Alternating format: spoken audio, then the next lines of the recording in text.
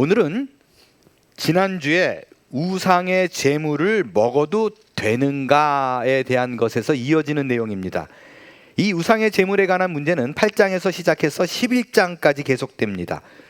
이 문제에 대해서 바울의 논지는 아주 분명합니다. 우상의 제물 먹어도 돼. 그러나 믿음이 약한 자를 위해서는 먹지 마. 이게 바울의 분명한 주장이에요. 그런데 바울의 이 대답이 얼마나 사실 은혜로워요. 우리가 서로 배려를 하자라는 의미인데 어처구니 없이 그의 사도성에 대한 공격과 도전으로 발전하게 됩니다. 앞서 말씀드린 대로 이 고린도전서는 바울과 고린도 교인들 사이에 주고받은 확인된 5번의 편지 중에 3번째 편지예요. 그러니까 이 편지 이전에 벌써 주고받은 내용들이 있습니다. 그렇기 때문에 사실 바울이 재물에 관해서 어떤 생각을 갖고 있었는가, 어떤 입장이었는지는 이미 이 고린도전서를 보내기 이전에 이미 교인들이 다 알고 있었던 상태라고 여겨져요. 그래서 이미 알고 있기 때문에 이들이 바울의 이 답변에 대해서 뭐라고 공격을 하고 있는가? 이렇게 얘기하는 거예요. 봐, 우상의 제물 먹는 거 벌벌벌 떨잖아. 두려워서 못 먹는 사람을 어찌 사도라고 말할 수 있겠는가? 라고 공격하는 거예요. 믿음이 없다라고 말하는 거예요. 그래서 바울이 이거에 대한 답변으로 내가 두려워서 그런 것이 아니다 라는 의미로 지난주에 그토록 강조해서 내 말은 그 말이 아니라 우상은 아무것도 아니라니까, 아무것도 아닌 것에 아무것도 아닌 음식이 놓였기 때문에 그냥 먹어도 된다는 거야, 이 얘기를 강조한 거예요. 실제 많은 학자들이요, 오늘 본문의 내용을 두고 사도 바울을 공격하는 그 사람들이요, 그냥 그 목회자 하나 괴롭히려고 야금야금 조금 이렇게 갉아먹듯이 한 것이 아니라고 얘기를 합니다. 왜냐하면 이 문제를요 공론화했어요. 그래서 공식적으로 기관에 문제 삼아 의뢰했어요. 왜냐하면 오늘 본문에 등장하는 몇 개의 단어들이 법정에서 쓰인 용어들이에요. 예를 들어서 3장의 3절에 등장하는 비판, 변명, 이런 단어들이 반대 신문을 하다, 변호를 하다 라는 뜻입니다. 그러니까 사도 바울을 야, 오케이, 이거 한번 무너뜨려 보자 하고 조목조목 사도성에 대해서 공격을 하는데 그 얘기를 들은 바울이 당황하지 않아요. 물러서지 않고 위축됨이 없이 이들이 공격한 그거에 하나하나 변호를 하고 있는 거예요. 그래서 이 고린도전서는 내용 자체가 상당히 무겁습니다. 그런데요, 우리는 사도 바울이 얼마나 위대한 사도라는 걸 이미 알고 있는 입장이잖아요. 그러니까 야, 진짜 어떻게 사도 바울을 저렇게 공격할 수 있냐라고 생각되지만, 솔직히 말하면요, 그냥 객관적인 입장에서 이 상황을 두고 판단하면요, 이들이 바울에게 너 사도 아니야 라고 사도권을 공격하는 것에는 상당히 설득력이 있습니다. 왜냐하면 사도행전을 보게 되면요, 12사도였던 가룟 유다 하나가 죽잖아요. 그래서 새로운 사도 한 명을 채우기 위해서 뽑습니다. 근데 아무나 뽑지 않아요. 우리가 집사 뽑을 때도 어떤 조건이 있잖아요. 그렇듯이 사도 하나를 뽑는데 조건을 명시해요. 그 조건이 크게 두 가지가 뭐냐면, 하나는 예수님의 공생의 기간 동안에 예수님이 침례를 받았을 때부터 그 이후 그 3년 내내 그 사역을 같이 했던 사람이어야 돼요. 다른 제자들과고 함께 같이 사역을 했던 사람이어야 돼요. 또 다른 조건은요, 예수님의 부활을 피지컬리 직접 눈으로 목격한 사람이어야 돼요. 근데 바울이 여기에 해당이 안 돼요. 바울은 예수님이 살아있을 때 만난 적이 없어요. 복음서에는 안 나와요. 바울이 사도행전에 등장을 하죠. 그러니까 예수님은 바울에게 나타난 적이 있다라고 얘기를 하지만 사람들이 믿지를 못해요. 만져보거나 대화를 한 적이 없어요. 그래서 고린도 교인들 중에서 아주 바울을 집요하게 파고드는 거예요. 조건에 안 맞는다는 거죠. 이것에 대한 바울이 뭐라고 대답하냐면 펄쩍 뛰면서 아니다, 나 만난 적 있어, 무슨 소리야, 예수님이 나 직접 만나줬어 라고 얘기한, 그가 나 예수님 만났어 라고 얘기한 게 어디예요? 다메섹 도상. 예수 믿지 않았을 때 내가 예수 믿지 않는 사람 죽이려고 다메섹으로 막 가는데 그때 예수님이 나타났어. 근데 그건 환상으로 나타난 거잖아요. 실물이 아니라. 그래서 그러니 만났다는 사실을요 계속해서 강조해요. 본문 9장 1절을 보면, 야, 내가 우리 주 예수님을 보지 못했었어? 아니야, 나 봤어. 이걸 짚고 넘어가는 거예요. 직접 만났다는 얘기예요. 이 얘기는 15장에 가서 또 합니다. 예수님의 부활한 사람들을 쭉 나열해요. 그러니까 여러분 아시지만 예수님이 부활하신 다음에 군데군데 사람들을 만나고 다녔었잖아요. 그죠? 여러분이 잘 아는 도마가 의심했던 그 문 뚫고 들어온 그 일부터 시작해서 쭉 나열하는데 뭐라고 얘기하냐면, 예수님이 야고보에게도 보였었고 모든 사도에게 보였고 그리고 내 앞에서도 나타났었어. 이 얘기를 왜 해요? 나 자격 있어, 거기에 해당돼, 이 얘기를 하고 있는 거예요. 근데 아무리 본인이 자격 있다 라고 얘기해도 전혀 충족되지 않는 한 가지 조건이 있어요. 그건 뭐냐면 예수님이 살아있었을 때 그 공생의 기간에 다른 사도들하고 같이 있어야 되는데 그 조건에 안 맞아요. 그때는 예수 안 믿었잖아요. 그래서 지금 고린도 교인들이 막 바울에게 막 공격하는 이거에 대해서요 반박할 말이 많지 않아요. 왜냐하면 죽은 후에 예수 믿었기 때문에. 그래서 이것에 대해서 막 증명을 하다가 사도 바울이 그 사도가 될 수 있는 그 조건 두 가지 중에서 그 조건을 살짝 비틉니다. 그것은 본인이 사도라는 직분을 갖고 행했던 모든 사역의 열매들로서 본인이 사도라고 증명해요. 그게 바로 2절이에요. 뭐라 그러냐면, 야, 다른 사람들이 나보고 너 사도 아니야 라고 말하는 거, 그래, 그럴 수 있다라고 치자. 근데 고린도 교인들 니네들이 그러면 안 되지, 이 얘기예요. 왜냐하면 너희가 나를 통해서 예수를 믿게 되고 나를 통해서 복음을 알게 돼서 구원을 받았는데 또 이 고린도 교회가 어떻게 세워졌어? 내가 가서 아무것도 없는 땅에 기초 세운 게 나잖아. 그런데 어떻게 너희가 나를 두고 사도가 아니라고 말할 수 있느냐? 라고 얘기를 하고 있습니다. 저는 이 얘기를 굉장히 미닝풀하게 받아들입니다. 왜냐하면 사도 바울은요 실제적으로는 굉장히 고지식한 사람이에요. 앞뒤 꽉 막힌 소세지 같은 사람.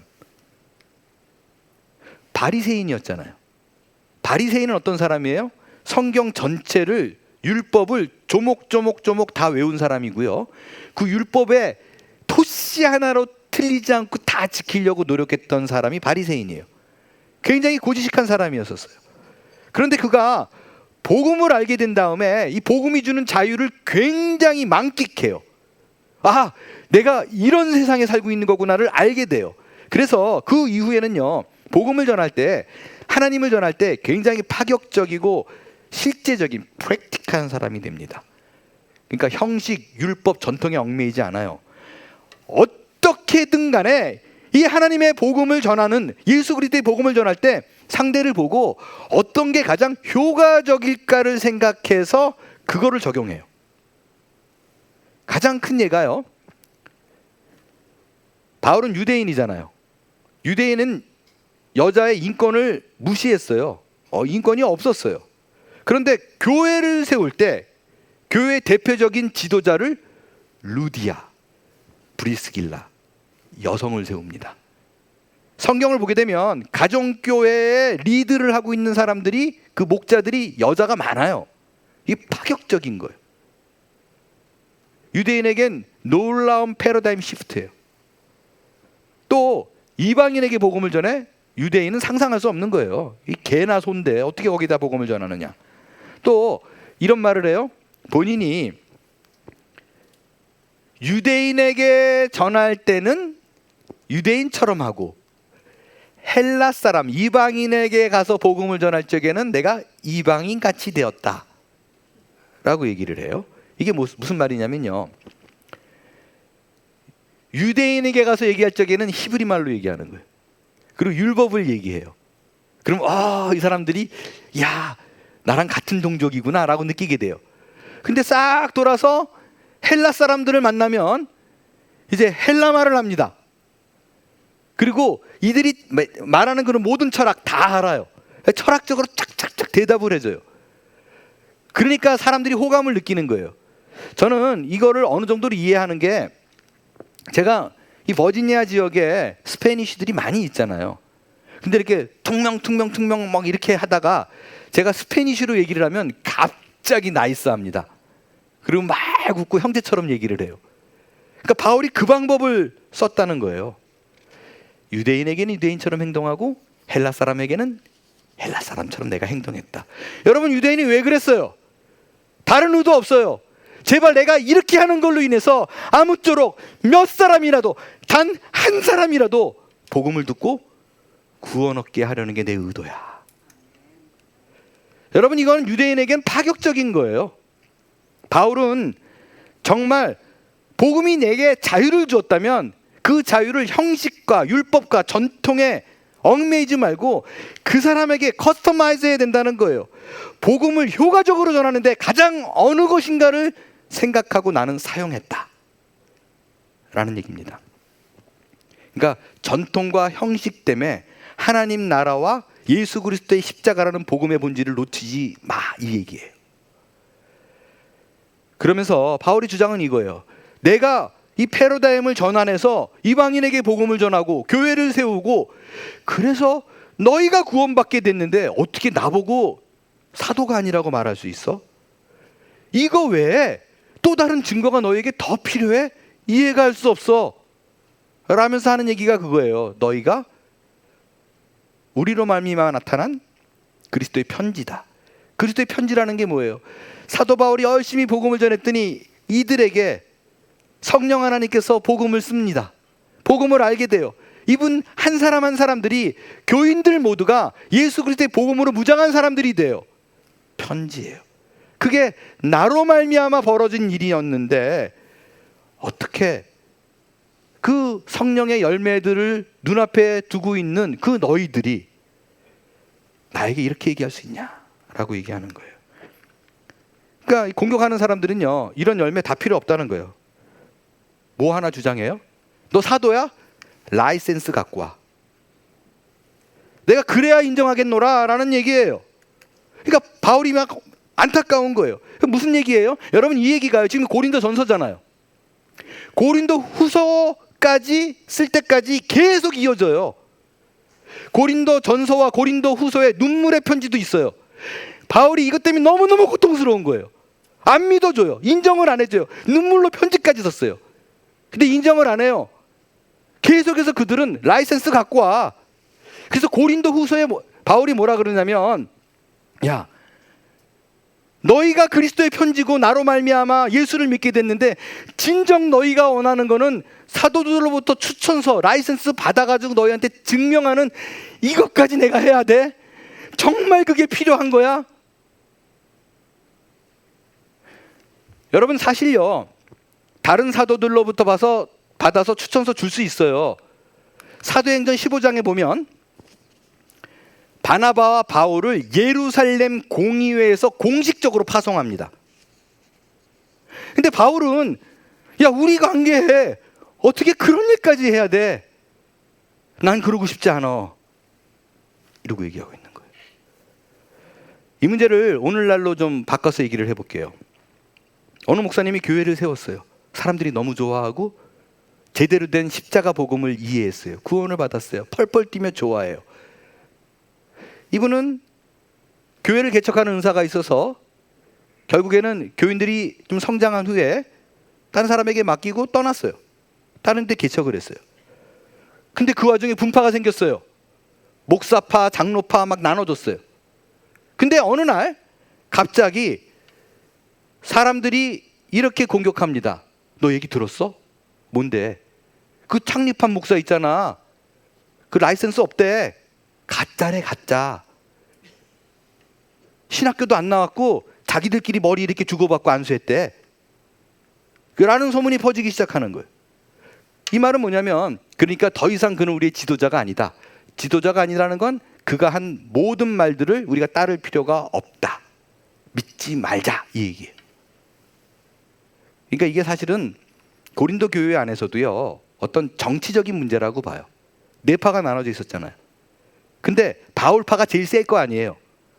그러니까 다른 파들이 협력해서 저 바울파를 무찔러야지 기득권을 장악할 수가 있어요. 여러분, 그 2000년 전에 있었던 이 교회의 싸움은요, 애석하게도 아직도 한국 교회에서 동일하게 계속되고 있습니다. 한국 교회에서 사역자를 바라보는 기준이 그가 얼마나 많은 사역을 했는가, 그를 통해서 얼마나 많은 복음의 씨앗이 뿌려졌는가, 복음의 선한 영향을 끼치고 있는가라기보다 단 하나 봐요. 아무리 많이 했어도 그래서 그 사람이 목사야 아니야, 이거예요. 이거에 주목하는 게 한국 교회 현실입니다. 여러분, 이 싸움, 아무리 노력해도 이게 목사냐 아니냐를 따지네. 이 싸움, 이거를 견디다 버티다 목사 안수를 받은 분이 황성주 목사님이에요. 황성주 목사님은요, 본래 장로님이셨어요. 그리고 지금 어마어마하게 많은 사역을 하는데요, 이 하는 모든 사역이요, 이미 장로 때 했던 사역이에요. 사이즈만 좀 더 커졌어요. 근데 이 너무너무 패러다임 전환해가지고 기가 막힌 사역들을 막 펼쳐나가는데 결국 어디를 가도, 그러니까 당신 목사야? 이걸 물어봐요. 왜 설교해? 왜 주일날 예배 설교해? 이것 때문에 자꾸 인정하지 못하는 상황이 발생하고 사역의 제한을 받아요. 그래서 견디다가 2002년 7월에 목사 안수를 저랑 같이 받았어요. 진킴 목사님하고 저하고 황성주 목사님하고 목사 동기예요. 자, 여기서 재밌는 일이 있습니다. 자, 황성주 목사님이 20여 년 전에 목사 안수를 받았어요. 근데 목사 안수를 받으니까 모든 문제가 쫙 다 해결됐을까요? 그렇지 않아요. 계속해서 의심의 눈초리를 봅니다. 의사잖아, 사업도 하잖아, 교회가 있어? 계속 그냥 공격을 하는 거예요. 그래서요, 황성주 목사님이 이사 굉장히 많이 다니시는데 다닐 때마다 제일 중요하게 먼저 챙기는 거, 목사 안수증. 실제예요. 근데 요번에 또 이사하시다가 이걸 어디다 뒀는지 잊어버리신 것 같아요. 몇 주 전에 연락이 오셨어요. 혹시 본인 목사 안수증 카피 갖고 있냐고. 그래서 내가 어떤 의도인지 알기 때문에, 하도 옆에서 봤기 때문에, 그 저랑 목사 안수 받을 때 한국일보에 크게 신문에 나섰어요. 황성주 목사님하고 저하고 뭐 이렇게 진킴 목사님하고 목사 안수 받는 거. 그거 제가 PDF로 만들어 놨었거든요. 그거 보내드렸죠. 왜? 공격하는 사람들의 이유가 뭔지를 아니까 어떻게든 해야 하려고 그러는 거예요. 이게 한국 교회가 어쩔 수가 없습니다. 목사가 아니면 그가 전하는 복음을 인정하지 않아요. 안 들으려고 그래요. 심지어요, 제가 말씀드렸지만 바울이 유대인에게는 유대인처럼 행동하고 헬라인에게, 이방인에게서는 이방인처럼 행동하는 게, 이게 얼마나 귀해요. 기가 막힌 아이디어 아니에요?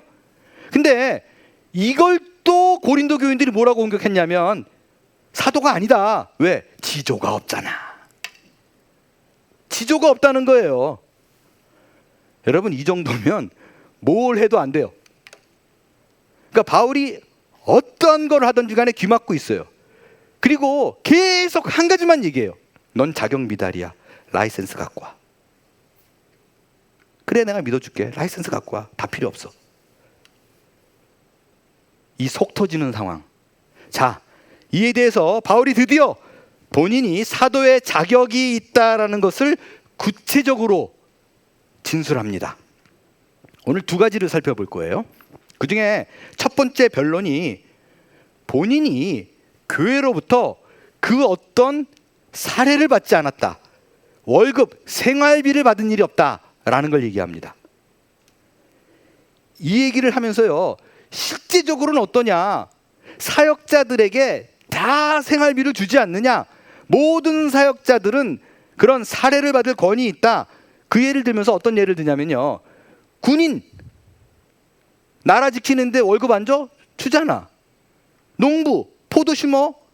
그러면 그 삭스를 포도로 주잖아. 목자들 나중에 그 사례로 다 일구면 젖을 주잖아.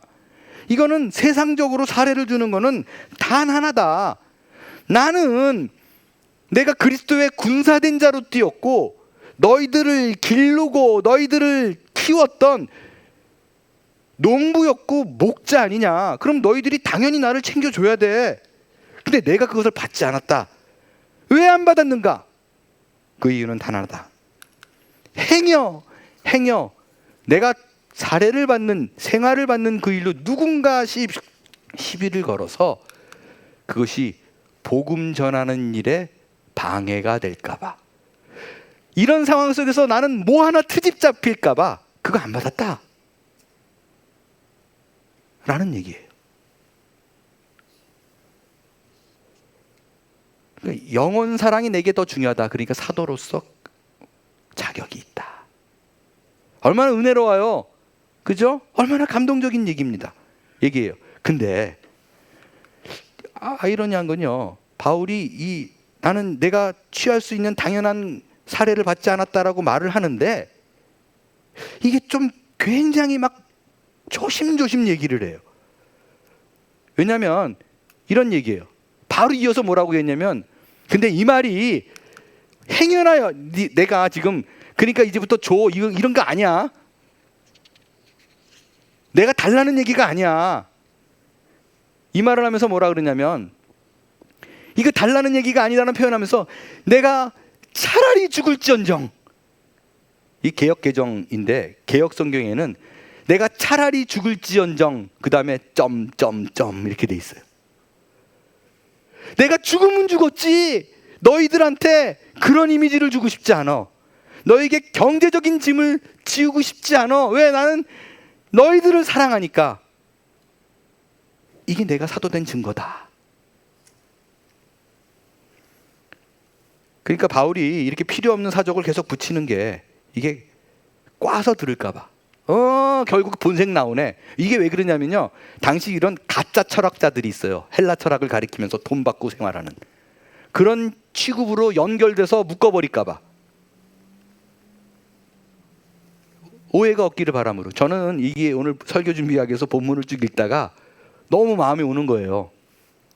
이런 거죠.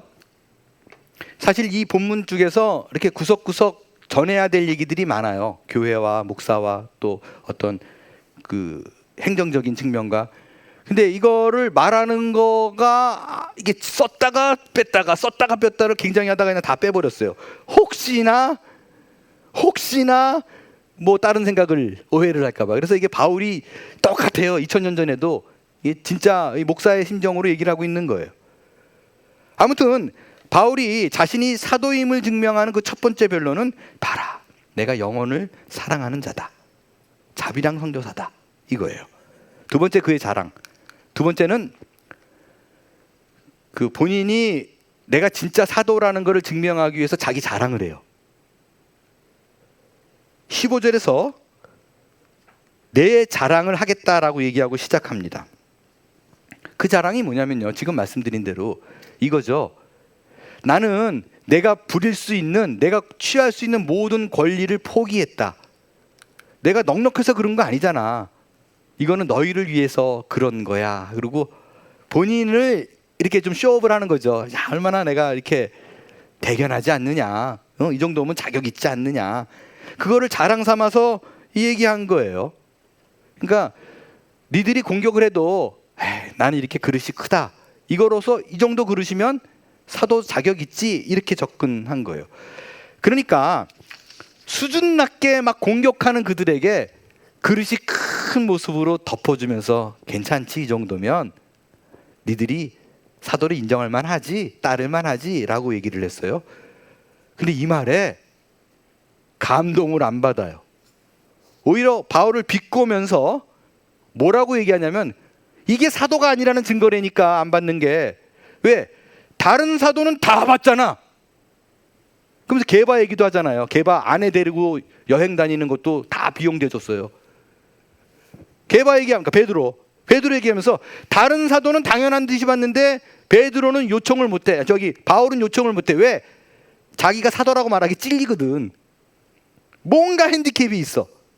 그러니까 차마 달라지 못하는 저 모습, 그래서 가짜야. 이게 뭐가 안 되는 거예요. 여러분 아시지만 인간관계에서 한 번 꼬이면 뭘 해도 안 돼요. 아무리 증명해도. 연전에 어느 젊은 부부가 저에게 상담을 했는데 부부싸움을 크게 했대요. 근데 그 뒤로 남편이 꼴보기 싫어 죽겠대요. 어느 정도로 꼴보기 싫으냐 그랬더니 저녁을 다 먹고 디저트로 사과를 먹는데, 그 전까지 아무 말도 안 했거든요. 사과를 먹는데 사과가 아사삭 씹어 먹는 것도 듣기 싫어 죽겠대요. 아주 그 소리가 미워가지고 혼났대요. 그러니까 아무 말도 안 해도 미운 거예요. 사과 먹는 것 때문에. 지금 바울이 그 입장이에요. 여러분, 우리가 착각하지 말아야 되는 게, 고린도전서는 지금 바울이 이렇게 얘기한 것만 있잖아요. 내가 이렇게 했노라 뭐 이런 거.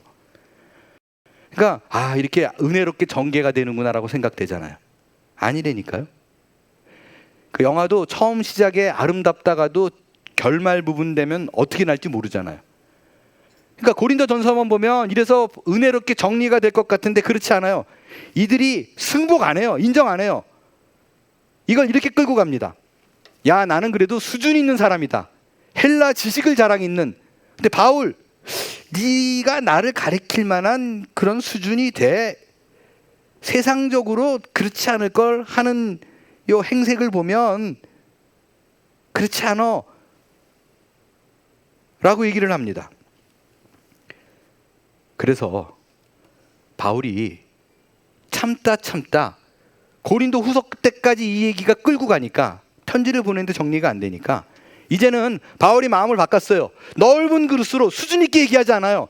오케이, 너희들이 그렇게 나를 낮은 수준으로 공격을 하고 그걸 요구해. 내가 딱 니들 수준에 맞게 얘기해 줄게. 그리고 그 뒤로부터 니들이 요구하는 거 세상 자랑을 내가 이제 풀어보겠다. 결심을 하고 고린도후서에 얘기합니다. 근데 이게 그 다음부터는 이제 니들이 요구하는 세상 자랑이잖아요. 니들이 나랑 상대가 안 돼, 이 얘기를 해야 되니까. 근데 이게 목사가 그런 얘기하기가 얼마나 민망해요. 내가 이런 말할 자격이 있다라는 걸 자기 입으로 얘기해야 돼요. 민망하니까 이 자랑하기 전에 바울이 교인들에게 용서를 먼저 구합니다. 그게 고린도후서 11장이에요. 1절부터 제가 중요한 부분을 읽어 나갈게요. 뭐라고 시작하냐? 그러니까 좀 밑밥을 깔아요. 용서를 구합니다. 원하건대 너희는 나의 좀 어리석은 것을 용납해라. 이제부턴 어쩔 수가 없다. 내가 내 자랑 좀 할게. 용납해라. 청하건대 나를 용납하라. 벌써 비장하잖아요. 벼르고 있어요. 뭔가 터뜨릴 것 같아요. 5절. 나는 지극히 크다는 너희들이 말하는 그 모든 사도보다 나 하나도 안 부족해. 하나도 꿀릴 거 없어. 부족한 것이 조금도 없는 줄을 생각하노라. 오직 속을 긁었으면. 6절. 내가 비록 말에는 부족하나 지식에는 그렇지 아니하니. 말씀드렸잖아요. 말을 좀 잘 못했다고. 니들이 내가 말을 버벅거리니까 바보로 하노? 바보로 알아? 지식으로 한번 대해볼까?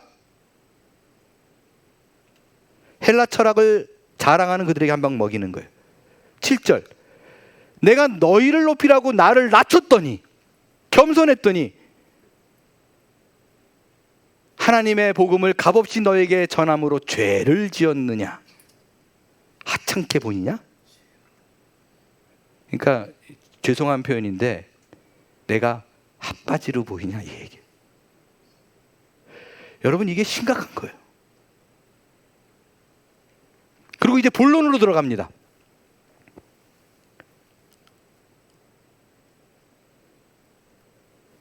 내가 오직 어리석은 자와 같이 기탄 없이 자랑하노라. 오케이, 내가 해본다. 너희들이 요구했지. 참다 내가 말할 거야. 여러 사람이 육신을 따라 자랑하니 나도 그래, 오케이, 세상적인 거 증명하는 거 다 끄집어내서 이제 말할게. 이제 바울의 자랑이 시작돼요. 22절. 그들이 히브리인이냐? 나도 그러하다. 그들이 이스라엘이냐? 나도 그러하며. 그들이 아브라함의 후손이냐? 나도 그러하다. 족보에서 꿀리는 게 없다는 거예요. 사역적인 면은 어떤가? 그들이 그리스도의 일꾼이냐? 정신없는 말을 하거니와 나는 더욱 그러하다. 내가 수고를 넘치도록 하고 옥에 갇히기도 더 많이 하고 매도 수없이 맞고 여러 번 죽을 뻔하였으니 유대인들에게 40에서 하나 감한 매를 5번 맞았으며. 여러분 아시죠? 제가 설명했죠? 이게 맞으면 한 번만 맞아도 죽는다는 매를 5번 맞았다. 3번 태장으로 맞고 1번 돌로 맞고 3번 파산하고 일주야를 깊은 바다에서 지냈으며 여러 번 여행하면서 강의 위험과 강도의 위험과 동족의 위험과 이방인의 위험과 시내의 위험과 광야의 위험과 바다의 위험과 거짓 형제 중의 위험을 당하고 또 수고하고 애쓰고 여러 번 자지 못하고 줄이며 목마르고 여러 번 굶고 죽고 헐벗었노라. 여러분 지금 무슨 말을 하고 있는 거예요? 이것 이상 더 사도로서의 증거가 너희에게 필요하냐? 내가 꼭 이 말을 해야만 되냐? 나는 다른 사도 누구에게도 꿀리지 않아. 그들이 당한 거 나도 다 했어. 세상적으로도 꿀리지 않는데 내가 말을 안 했던 거야. 왜냐하면 내가 자랑하는 것이 혹시 너희에게 누가 될까 봐. 이 자랑을 너희에게 내가 내 입으로 증거 삼는 거 너무 슬픈 일 아니니? 내가 얘기한 사도의 증거는 말했듯이 이런 거 아니다. 너희 영혼을 사랑하는 것이다. 나는 너희를 위하여 복음을 전하고 희생한 것이 자랑이지, 내 족보가 어떻고 내가 어떤 삶을 살았고 이거는 자랑이 돼서는 안 돼. 다시 말하지만 내가 말하는 사도의 증거는, 내가 사도로서 너에게 증명할 수 있고 자랑할 수 있는 것은 어떤 외적인 것이 아니다. 바로 이거다 라고 얘기하면서 이 말을 다 한 다음에 본인이 정말 하고 싶었던 얘기를 합니다. 자신의 자랑을 이거라고 얘기해요. 이외의 일은 고사하고 아직도 날마다 내 안에 내 속에 눌리는 일이 있으니 곧 모든 교회를 위하여 염려하는 것이라. 너희 중에 누가 약하면 내가 약하지 아니하냐? 누가 실족하게 된 모습 보면 내가 애타하지 아니하냐? 나의 사도된 증거는 교회 사랑이다라는 얘기예요. 내가 사례를 안 받은 것도 교회 사랑. 실족하는 영혼이 생길까봐 애달퍼하며 너희를 돌본 거 왜 그걸 보지 못하느냐? 목사가 영혼 사랑하는 거, 자기 목숨보다 영혼을 사랑하는 것 말고, 아니 도대체 사도라는 증거가 더 이상 뭐가 더 필요하냐? 라는 얘기입니다. 그리고 이어서 바울의 모습을 보세요. 결론적으로는요, 본인이 하고 싶은 얘기는 다 했잖아요. 너무 마음이 힘든 거예요. 하고 싶지 않은 얘기를 한 거예요. 그래서 혹시나 내가 앞에 한 그 모든 얘기가 교인들이 듣고 그러네, 훈장으로 여길까 봐 결국에는 이렇게 말을 합니다. 지금 앞에 얘기는 어쩔 수 없이 한 거야. 내가 부득불 자랑할진대, 진짜 내 자랑은 나는 정말 약한 사람이라는 거야. 내가 약한 것을 자랑하리라. 내가 앞에 얘기했지만 사실 나는 내가 잘났다고 생각하지 않아. 너희들이 요구하니까 변증으로 얘기하는 거지, 실제 내 자랑은 나는 정말 약하고 작은 사람이라는 거야. 어떻게 약하다는 게 자랑이 될 수 있냐고? 내가 약한데 이런 일이 벌어지는 건 내가 아니라 하나님이 나를 통해 하신다는 거잖아. 그러니까 이 약한 게, 어려운 게 하나님이 드러나는 도구가 되잖아. 그게 내 자랑이야. 그러면서 바울은 그의 자랑을 이렇게 마무리합니다. 그러므로 내가 그리스도를 위하여 약한 것들과 능력과 궁핍과 박해와 공고를 기뻐하노니 이는 내가 약한 그때의 강함이라.